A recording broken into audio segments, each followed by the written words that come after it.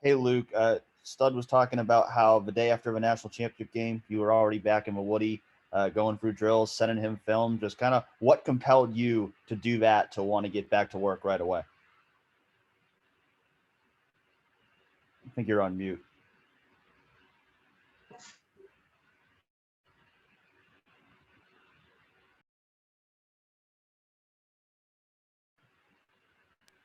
Sorry about that. Well, after the national championship game, obviously there was a really sour taste in everyone's mouth. I mean, that was a tough loss and a tough pill to swallow. And for me, um, I mean, I know what I'm up against this year, and with the Josh Myers obviously leaving for the NFL draft and Wyatt Davis leaving for the NFL draft, there's two open jobs on the O line, and I want to make sure that I put myself in the best position to be in the best shape and be working on my tools and everything that I could personally do to be the best player I can be.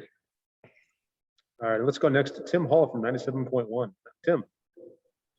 Hey, Luke, I'm wondering, we've heard it throughout the course of time, how guys from New Jersey, whether it's guards in basketball or college football players, there's a certain type of toughness. And Stud was saying you possess the same thing. I was wondering where that comes from. And would you be a Long Island guy or a Jersey Shore guy for the beach when you're back home? Well, yeah, I mean, that's pretty much the stereotype you hear a lot is that Jersey tough. And I feel a lot of that comes from like kind of how I was raised personally, my parents being hard workers and showing me what it was like to work hard and work for things you want. Things are never handed to you in life.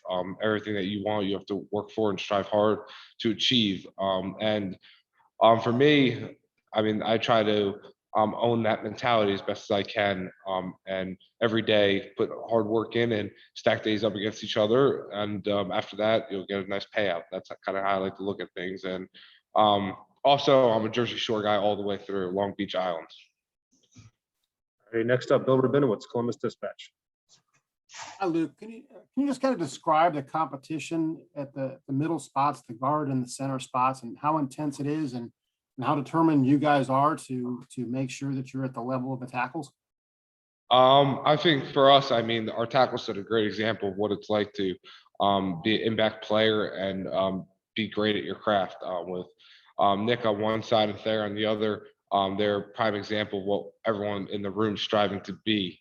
So for having them as the pillars, I think inside the competition is going great. I mean, I think all of us came here to compete. I mean, I think that's one of the main things of recruiting here is you hear a lot is iron sharpens iron. And for all of us, I think every day we come in with the mindset that even though we're competing, we're all still trying to get better with each other. We're all trying to help each other out. If I have a question, I can ask Matt Jones. If Matt has a question, he can ask me, and we can all kind of bounce it off each other to get better every single day. And I think a lot of that too has to do with the D line, the best D line in the country, in my opinion. Week in and week out, seeing them every day really helps. Thank you. All right, let's go next to Spencer Holbrook, Letterman Row. Spencer. Luke, where have you seen the biggest jump for yourself from last season to this season? Because it was only 4 months ago, I guess, that you guys played in the national championship game. What is it like to make the jump in 4 months, and where have you made that big jump?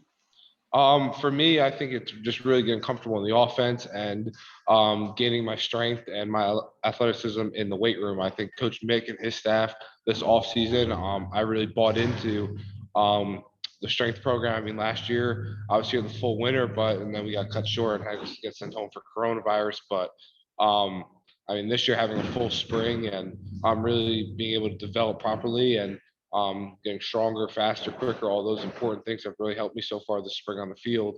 And also too, having this offseason kind of know the offense and be a little more advanced and learning maybe more of the calls and learning my part in doing so as the center has really helped. All right, next up, Nathan Baird, Cleveland.com.